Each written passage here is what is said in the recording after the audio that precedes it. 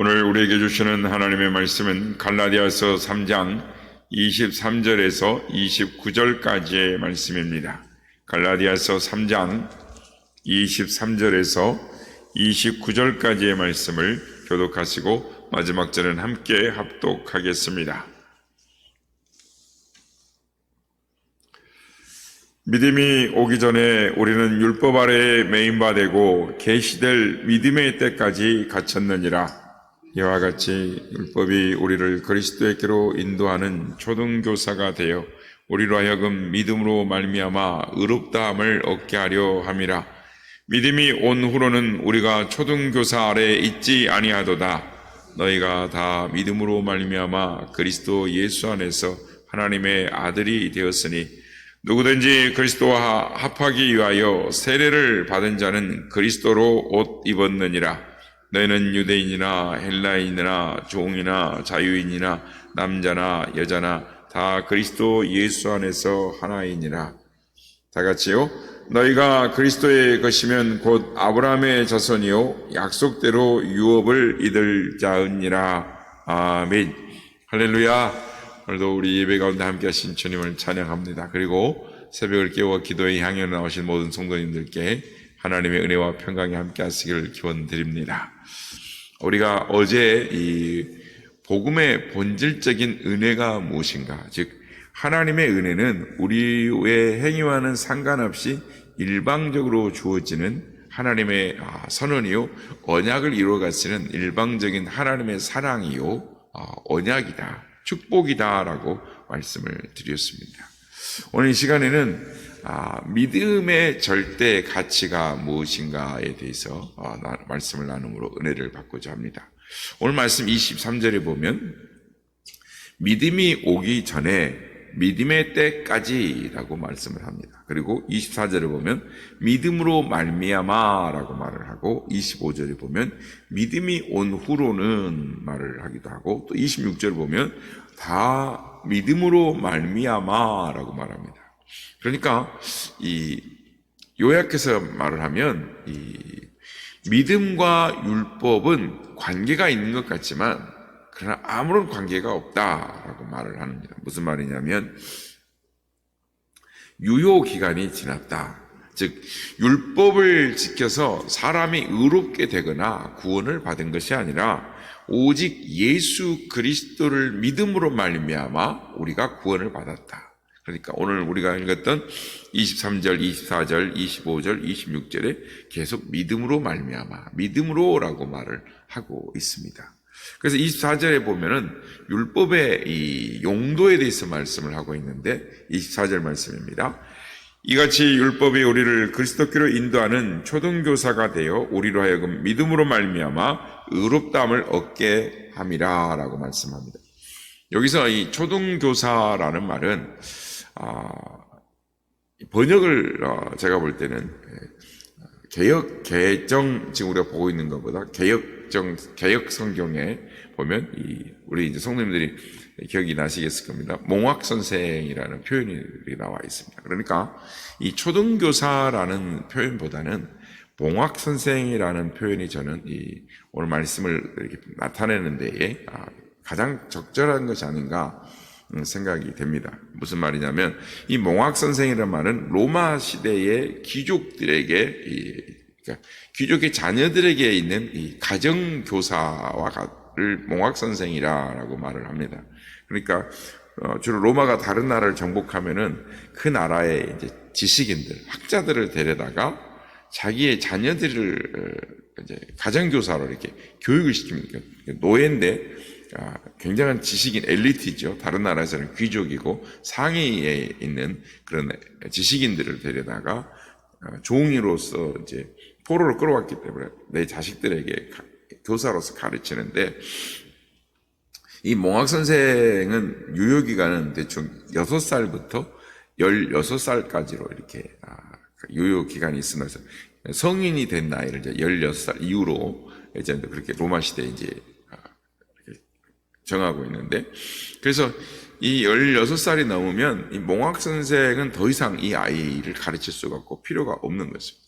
마찬가지로 이 율법이라는 것은 예수님이 오시기 전까지의, 그러니까 아이가 어른으로 성장해서 성인으로서의 올바른 가치관과 행동을 하기 전까지의 몽학선생, 즉 율법의 역할인 것입니다. 그래서 율법을 통해서 우리가 죄인인 걸 깨닫고, 율법을 통하여 하나님 앞에 설 수 없는, 멸망받을 수 없는 인간의 한계, 우리의 죄악됨을 깨닫게 함으로써 우리가 어제 봤던 것처럼 예수 그리스도 외에는, 예수 그리스도의 십자가 외에는 구원이 없다라는 것을 이르게 하는, 그걸 깨닫게 하는 것이 율법의 역할인 것입니다. 성도 여러분, 우리가 예수를 믿는 것은 똑똑해서가 아닙니다. 우리가 잘나서도 믿는 것이 아닙니다. 그러나 아무나 예수를 믿는 것도 아닙니다.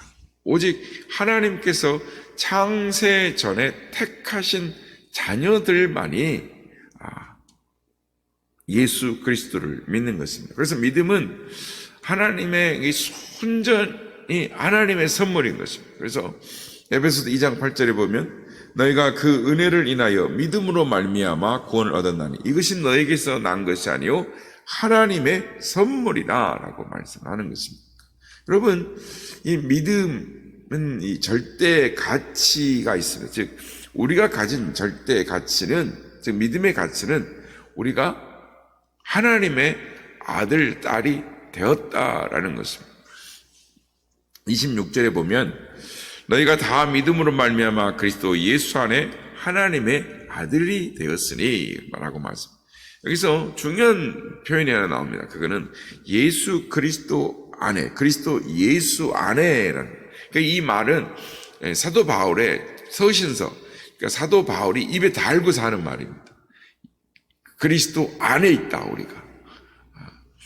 그러니까 그리스도 안에 사람에게 주는 모든 자유가, 예수 그리스도 안에 하나님이 주신 놀라운 축복이, 능력이, 권세가, 영광이 예수 그리스도 안에 있는 우리에게 있다라고 말합니다. 그래서 빌립보서 3장 8절에서 9절 말씀 보면 사도 바울이 이렇게 신앙 고백을 하는데, 또한 모든 것을 해로 여기면 내 주 그리스도 예수를 아는 지식이 가장 고상하기 때문이라. 내가 그리스도를 위하여 모든 것을 잃어버리고 배설물로 여기면 그리스도를 얻고 그 안에서 발견되려 하매니 내가 가진 의는 율법에서 난 것이 아니요 오직 그리스도를 믿음으로 말미암은 것이니 믿음은 하나님께로부터 난 의라라고 말합니다. 바울은 그리스도 안에 있는 나 자신의 가치를 발견했다라고 말합니다. 그러니까 율법이 아닌 예수 그리스도를 믿는 믿음 안에 있는 의를 갖게 된 이 자신을 발견하니까, 그리스도 안에 있는 의가 뭐냐? 즉 절대 가치. 그러니까 믿음의 절대 가치는 뭐냐면 하나님의 자녀, 하나님의 아들과 딸이 되었다는 거예요. 누구 때문에요? 예수 그리스도 때문에. 그리스도 안에 있는, 즉 절대 가치, 바뀔 수 없는 것, 영원한 것, 흔들 수 없는 것, 하나님의 자녀가 되는 것이 가장 중요하다라는 거예요. 그래서 여러분, 세상에서 사람이 사는 이 방식은 뭡니까? 사람이 사는 방식은 상대 가치에 사는 것입니다. 내가 다른 사람보다 더 좋은 차를 타고 다녀야 살맛이 나고, 내가 다른 사람보다 더 넓은 집에 살아야 뻐기고 살 수 있습니다. 내가 다른 사람보다 돈이 더 많아야 어깨에 힘을 주고 사는 것입니다. 내가 다른 사람보다 더 지위가 높아야 우쭐대고 살 수 있습니다. 만일 그렇지 못하면 내가 다른 사람보다 더 좋은 집에 살지 못하고 더 좋은 차가 안 되고 더 돈이 없고 내가 밑에 살고 있으면 상대적 가치이기 때문에 비교하면은 살 맛이 나지 않는 것입니다. 그러다 보니 인생이 불공평해 보이고 원망과 불평이 생기는 것입니다. 여러분, 상대적으로 비교될 때가 언제입니까? 보통 사람들이 오랜만에 만나는 모임이 뭡니까? 예를 들면 이 동창회 같은 데입니다. 동창회 가면 상대적 가치, 박탈감 때문에 살맛이 안 나는 경우가 있습니다. 그러니까 누구는 기사가 끄는 벤츠를 타고 오는데 나는 옛날에 타던 소나타 골동품 차를 타고 다닌다든지, 더 예전에는 공부도 못하고 사고 마치는 대학 문턱에도 못 갔던 애들이 뭐 식당 뷔페 식당을 한다든지 뭐 사무실 건물을 임대 사업을 해가지고 빌딩을 몇 개씩 갖고 있다든지 이런. 근데 나는 공부 잘했는데 이제 빨리 은퇴해가지고 이제 산이나 올라가는 등산이나 하고 다니는 이렇게 소일하면서 살면서 나보다 이렇게 못했던 사람이 잘난 걸 보면은 세상에 살아갈 그런 용기가 살 맛을 잃어버리는 것들을 많은 분들이 이야기하는 걸 듣습니다. 여러분, 세상 사는 것이 다 상대적 가치에 의해 지배를 받으며 살고 있습니다. 그래서 그러다 보니까 막 사람들이 기를 쓰고 공부를 하고 좋은 직장을 가지려고 하고 막 돈을 벌려고 하는 것입니다. 다른 사람과 비교해서 내가 우위에 있어야 살맛이 나기 때문입니다. 하지만 성도는 상대적 가치로 사는 사람이 아니라 절대적 가치로 사는 사람들인 것입니다. 그러니까 변하지 않는 가치, 영원한 가치, 즉 예수 그리스도를 믿는 믿음, 하나님의 자녀가 되었다라는 가치를 가지고 사는 것입니다. 사도 바울도 한때는 상대적 가치에 목숨을 걸었던 사람 중에 한 사람이었습니다. 그러니까 출세지향적 인간이었죠. 그래서 그는 태어나면서부터 로마 시민권이 있었습니다. 로마의 특권층에 속하였고 바리새인 중에 바리새인이었습니다. 즉, 이 바리새인은 유대 사회에서 사람을 죽이고 살릴 수 있는 고난이 있는 소수의 사람들이 바리새인들이었습니다. 그래서 그는 서양의 헬라와 동양의 이 유대의 유대교 가르침, 그래서 동서양의 이 학문을 섭렵했던 지식인 중에 한 사람이었습니다. 그래서 출세하는데 모든 조건을 갖춘 사람이었어요. 그러다 보니까 상대적 가치가 다인 줄 알고 상대적 가치를 추구했던 사람이고, 그래서 예수 그리스도를 죽이려고 했죠. 믿는 사람들 다 죽이려고 했죠. 그래서 정점에 오르가려고, 그것도 자기의 출세를 위해서 그랬던 사람 중에 한 사람이었는데, 그러다가 극적으로 절대 가치이신 예수 그리스도를 만나게 되었다라는 것입니다. 그래서 골로새서 2장 2절 3절에 보면 그리스도는 하나님의 비밀이요 그 안에 지혜와 지식의 모든 보화가 들어있다라고 말합니다. 그래서 절대 가치를 알고 난 후에 전에 추구하던 상대적 가치들이 다 쓸모없는 것들이다. 배설물처럼 여기게 되었다라는 것입니다. 그 이유는 절대적 가치인 예수님을 더 잘 알기 위해서 그런 것들을 버렸다라는 것입니다. 그래서 절대 가치를 가지고 사는 이 바울의 삶은 복음을 전하다가 고난을 당하고 감옥에 gat혀도 늘 기뻐할 수 있었고 늘 평안할 수 있었다라는, 남들이 보기에는 안 되어 보여도 바울 자신은 정작 기뻤다라는 것입니다. 왜 그렇습니까? 절대 가치를 아는 사람은 고난마저도 즐겁고 영광스럽기 때문인 것입니다. 절대 가치인 예수님을 알 때 동창회 가서 뭐 BMW를 타고 오든 기사 딸린 벤츠를 타고 오든 타워팰리스 몇 채를 갖고 있든 그것이 나에게 부럽지 않고 그것이 나의 존재 가치에 영향을 받지 않는다라는 거죠. 오히려 절대 가치인 예수님을 모르는 사람들을 만났을 때 불쌍해가 그지없는 것입니다. 얼마나 허무하게 사는 인생인가, 얼마나 무지한가. 우리가 사실은 이 땅을 떠나가면 가지고 갈 수 있는 게 아무것도 없습니다.